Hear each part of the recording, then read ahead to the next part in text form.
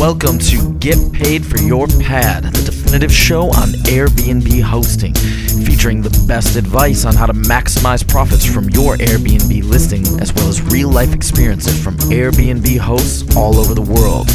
Welcome. We are your hosts, Josefa Kapadia and Jasper Rivers. Get paid for your pad. Get paid for your pad. Get paid for your pad. Get paid for your pad. Get paid for your pad. Get paid for your pad. Hey guys, welcome back to another episode of Get Paid for Your Pad, and we've got an exciting show for you guys today. And before we jump into our host interview, we're going to start off with a question from one of our loyal listeners. So today's question actually came from the Airbnb Academy Facebook group, which all of the buyers of our book get access to. And the question is from Hans, and he's from Ontario. And he's asking, do you have any advice regarding shared accommodations? My wife and I will be living in the home at the same time the guests are here and are debating whether to either give them full use of our kitchen or serve them meals themselves. We understand that privacy, comfort, and respect are important, but aren't sure which option to choose. What do you think? Now, this is a really good question, and it's really a more specific version of a general question that I'm sure a lot of hosts ask themselves when it comes to renting out a shared space. To what extent do you share your apartment with your guests? And to what level do you engage with your guests during the stay? Do you offer them use of your kitchen, a living room, or maybe even like personal items like a bike or a computer? Or do you keep it to the bare essentials such as the bathroom? So I think the answer is that it really depends on what your guest wants. As a host, you are responsible for making your guest stay as comfortable as possible. And it also kind of depends on what you're willing to offer as a host. Another thing is, I've heard stories of hosts basically spending almost the entire day with their guests. They show them around town and they share dinner together. But I've also heard of stories of guests who are really just looking to get privacy and just be by themselves. So the real question here is, how do you figure out as a host like what your guest wants? So I would say the most important thing is to be very open about it and try to get some information from your guests by asking questions like, hey, what's the purpose of your visit? Do you have any specific plans? Or do you need any recommendations? I think this way you'll get a feel for your guest needs, and then based on that you can sort of estimate what kind of relationship your guest is looking to develop with you as a host. But let me just get back to the specific question that Hans is asking, which is, should we provide them the use of our kitchen or should we serve them meals ourselves? So I think this is really easily solved by simply asking. You can ask your guests like, hey, you guys feel free to use our kitchen, but if you want, we would also be happy to cook you some meals. And your guests will let you know what they want, and that's the best way to do it, I think. Absolutely, completely agree. This brings up another point as well. So first of all, the main name of the game is adjust according to your guest preference. But the other point it brings up is the idea of communication. So again, you want to be in the communication loop with your guests while they're there in case they need anything. But communication prior to the stay is really important as well. And if you have questions about these level of interactivity you want to have with your guests, that's the perfect time to get these questions out and figure out what your guests are looking for. We've heard stories on both sides where some people felt like they wish they had more interaction or they had more of an opportunity to sort of pick the brain of their hosts, and conversely, we've heard the other end, where people are looking for a really quiet, introspective vacation, and they find themselves bombarded with questions and so on and so forth from their hosts. So again, it's very dependent on the particular guest, and it's just a matter of going out there and getting that information and responding accordingly. All right, thank you, Hans, for that awesome question. And again, if any of you guys have questions for us, feel free to reach out to us at info@getpaidforyourpad.com. We love getting real-life questions, and we'd be happy to answer them on air live just for you. To learn all the tricks and secrets and tips on how to effectively host on Airbnb, you can download the first 3 chapters of our book for free at www.getpaidforyourpad.com. And the name of our book, of course, is Get Paid for Your Pad. We are happy to bring Kevin Koskella to Get Paid for Your Pad. Kevin, how you doing? Good. How you doing, Josefa? We are doing well. So, Kevin, why don't you go ahead and introduce yourself and tell everybody about your awesome podcast and your awesome life. Okay, sounds good. Yeah, so my name is Kevin Koskella, and I run a blog and podcast at freedomlovin.com, and I got started with that the idea came to me about 5 years ago, and I read a book called How I Found Freedom in an Unfree World, and I decided that that's what I wanted in my life, is to have as much freedom as possible in my life, even with everything that's going on around me, even with all the people that might try to prevent that kind of freedom. So I got really into online business and traveling and location independence. So the podcast is kind of about those topics, and as well as some philosophy and, kind of how to work within the system that prevents us from, achieving the freedom that we really deserve and that we really need. So whether it's the government or like parents or professors or teachers or whatever, it's like there's always somebody that's kind of not really allowing you to see the big picture and see what you're capable of. And so I like to get around that, and there's so many ways to do it, and there's so many ways to build that freedom in your life. That's so awesome. Now, obviously, me and Jasper really understand this concept because we have both gone through it. We both come from former corporate backgrounds. I was an attorney. Jasper was a arbitrage trader for a long time, so we completely understand and we feel you. Before we dive into the Airbnb listings, I'd really like to know, just out of curiosity, because we've gone through the same process. If you had to boil it down to one particular moment in time or a few particular moments, where was your defining moment where you said, all right, I want to go after a more free lifestyle. I want to retool my life? There's 2, actually. The first time was when I got laid off from my corporate job, and that was back in 2001. And I was reading a book called Rich Dad, Poor Dad, which I think a lot of people in kind of our business have read. But it made so much sense to me. It was kind of about how to create a business instead of creating a job for yourself. So and so that really influenced me a lot. And I decided at that point that I really didn't want to go back to the corporate world, even though I could go out and interview and get another job like the next week. I turned that idea down and I started my own business. Unfortunately, I did the thing where I created a job for myself and wasn't happy at all doing that. So a few years went by, and then I read The 4-Hour Workweek, which everybody knows by now, and that was really what resonated with me. It's like that was like something that I'd already been thinking about, and all those ideas I'd already kind of was striving towards, but I didn't really know it. And then Tim Ferriss was able to put that in a book where he kind of outlined it and explained exactly how to do it. So that really was it. And then shortly after that, I took a trip to Australia for a few months and kind of had the first experience of being location independent. Okay, that's awesome. So cool. Yeah, we love hearing all of these types of stories because they resonate with us because we've gone through a similar thing. I think we were both a little bit earlier on in our journey, but that's so encouraging to hear. Yeah. All right, so Kevin, can you tell us a little bit about how you got started with Airbnb, and the type of listing you have and the location? Sort of just go over the general information. Yeah, well, for some reason, I've always been good at finding cheap apartments in nice areas. And I don't know if it was just luck or I just spent a lot of time on Craigslist going through all the listings. And I actually would go and if I wanted to move, like I move a lot because I like to experience the different areas.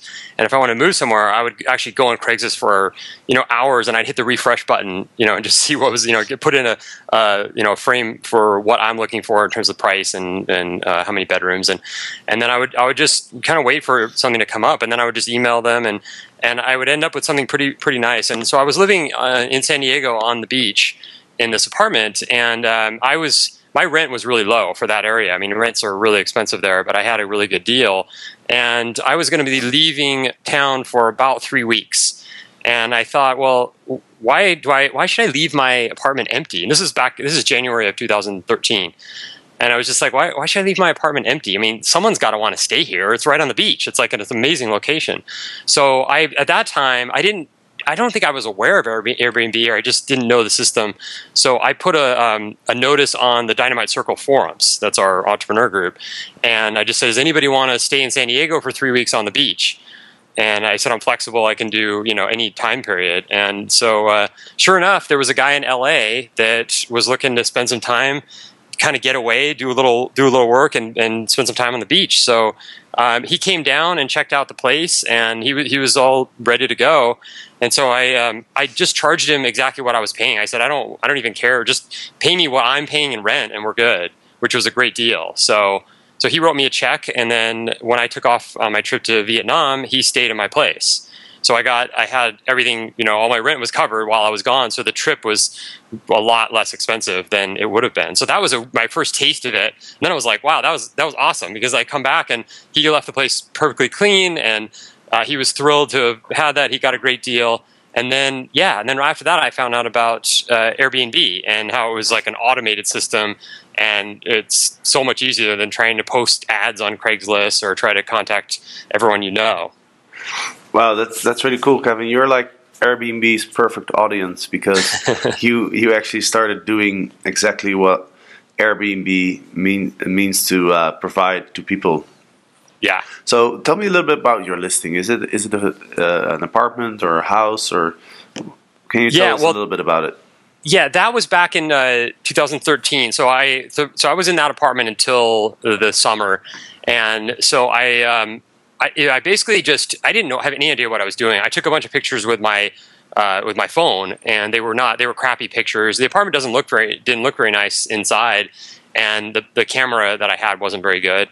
So I did that and put them up there, and just basically try to emphasize that my main picture was of the actual beach, which is beautiful, and so that was kind of how I got people interested. And then that ad worked really well, because San Diego has not enough hotels on the beach, so there's a huge demand and a very limited supply of places. So I was able to get a lot of people, and I way undercharged for that place. I was listing, it was a 1-bedroom apartment. I was listing it for $95 a night, and I really didn't know, and I was getting tons of emails, and I really didn't realize that I could have charged a lot more because of the demand. But that was my first one. Then I moved to downtown, and I had another listing in Little Italy, and that was a really unique situation, because it was a great area, and it was a really nice building and a pretty nice apartment.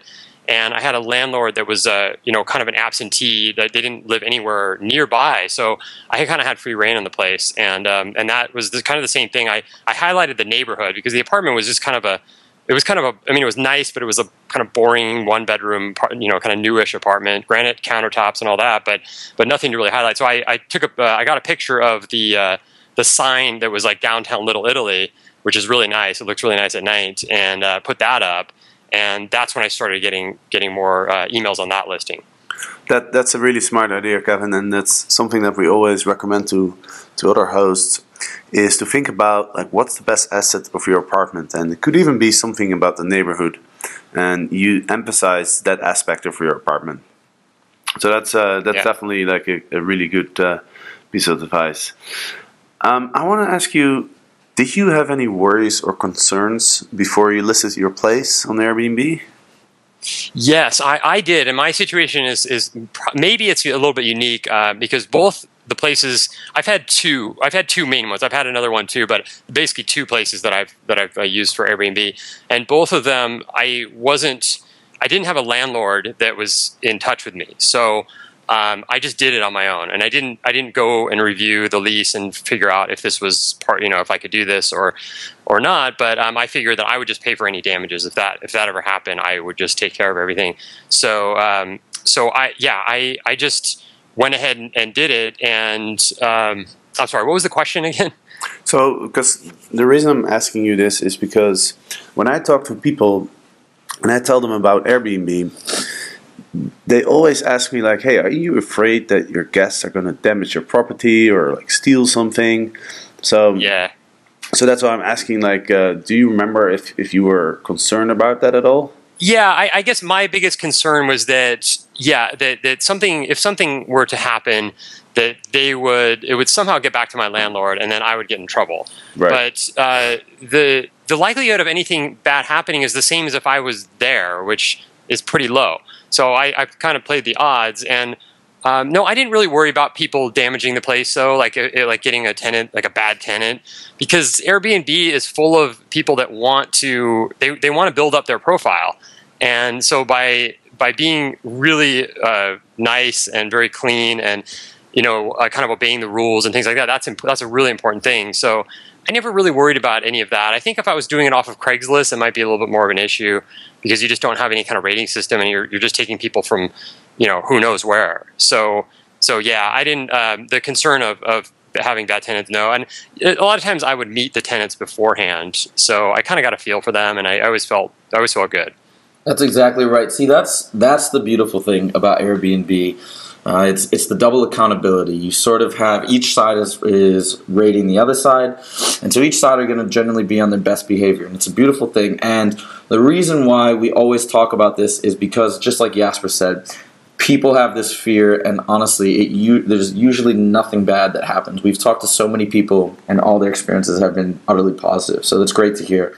When some of the people that we've talked to, and some of the people that we've even featured in our book, not only do they tell us that nothing bad has happened, but they also say that, for example, they've been able to do cool things, or they've met awesome people by hosting international guests or national guests from all over the place. Can you tell us what your best experience or best experiences have been since you started hosting on Airbnb? Yeah, well, I do a combination. Sometimes I meet people, and sometimes I don't. Sometimes I just leave the key somewhere, or I have a lockbox and they can just pick it up.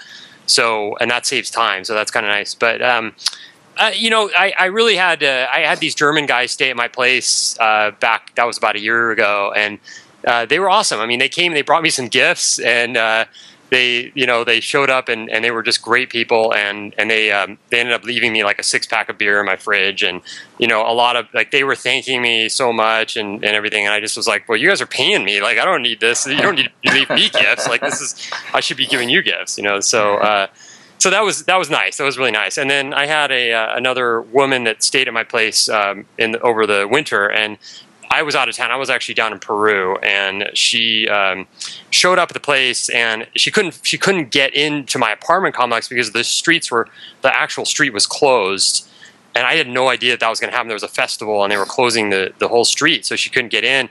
And I saw her. She texted me and said, "I don't know what to do. I'm stuck, and I can't get to your place." And I got back to her like about 10 minutes after, because I have an international texting plan. And she was just so happy, and that made her entire experience. She's like, that was so amazing. Like, just the fact that I even got back to her, and I said, I'm sorry, I don't know what to do. I didn't know this was going to happen. I think you can, hopefully there's a way to get in there, because she couldn't drive her car in. But yeah, and then she gave me just a glowing review and said how amazing I was, and just for that one little text. So. It's such a great story. I mean, that's the thing. It's showing people that you care on both sides, and that's what makes people feel good. Jasper just had a guest, and he can talk a little bit about this, but he just had a guest check out of his awesome place in Amsterdam, and she wrote him a super long email just telling him how amazing his place was, how nice he had been, how courteous, all that stuff. And she didn't have to do that, right? She could have written a review, but that's what it does. It generates this awesome bond when you haven't even met somebody, and people just want to make people feel good. It's really nice. Yeah, and the thing about it is also, if you do that, if you just take those little, go a little bit out of your way to be nice and to be really responsive, people will give you a break on if the place isn't perfect, because there's always something that people you can pick apart and say this was wrong or that was wrong, but they'll just give you 5 stars across the board because you were a nice person and help them out.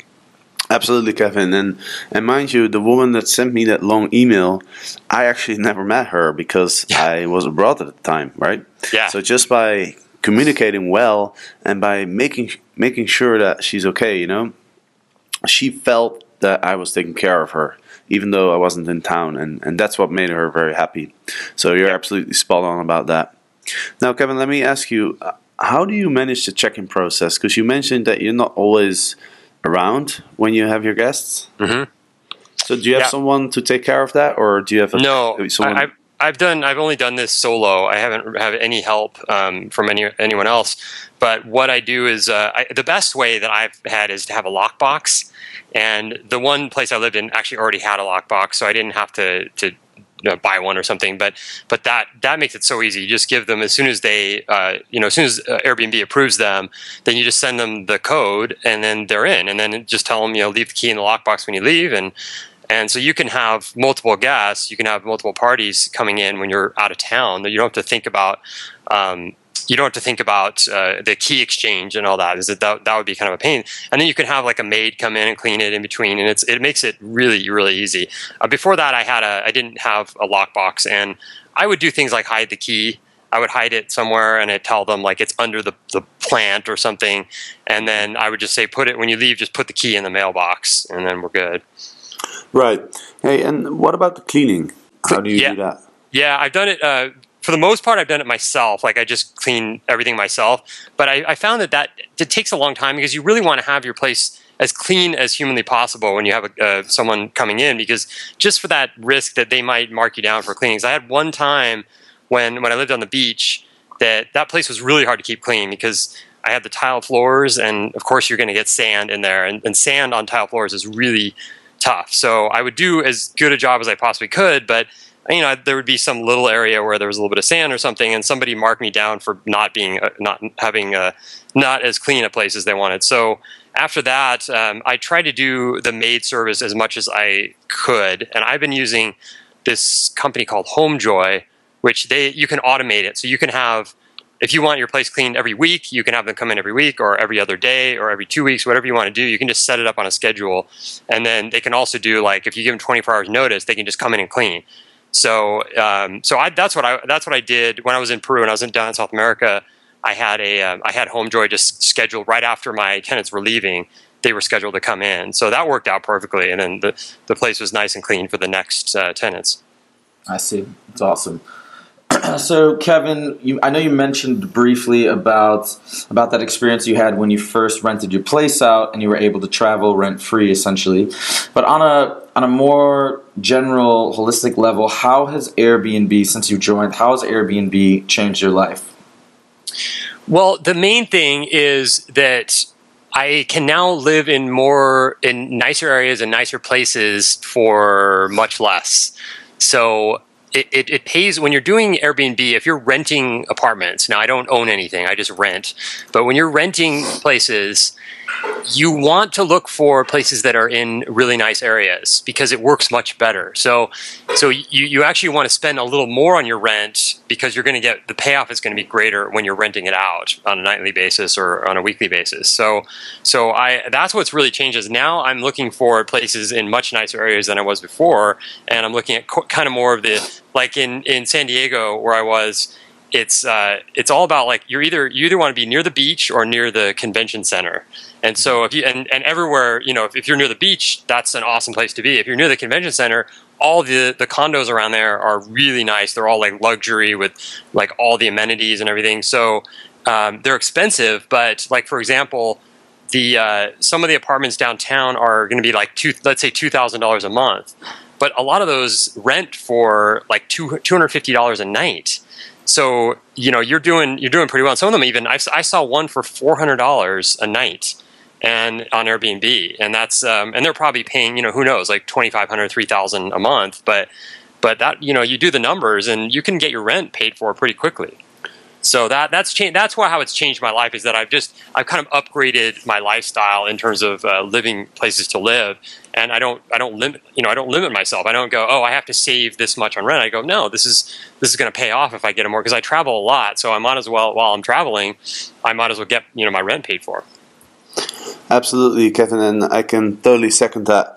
And I think, and that's also one of the reasons why we wrote this book, because I think there's a lot of people out there that are just not aware of the potential that Airbnb has and how it can give people the freedom to travel more or go more holidays or whatsoever. So that was a great talk, Kevin. Thank you so much for sharing your experience. And again, for listeners who are interested in your podcast and blog, can you mention one more time where they can find more about you? Yeah, just go to freedomlovin.com. That's lovin without the G at the end, .com. And I'd love to have you check it out. And then anyone that wants to, I have a podcast, and you can subscribe to that on the website as well. But yeah, thanks, guys. I really appreciate you having me on, and good luck with everything. I think it's a great project and a great idea. Kevin, thank you so much. It was a pleasure, and take care. And remember, all of our show notes can be found at www.getpaidforyourpad.com/podcast. That's getpaidforyourpad.com/podcast. Get paid for your pad. Get paid for your pad. Get paid for your pad. Get paid for your pad. Get paid for your pad.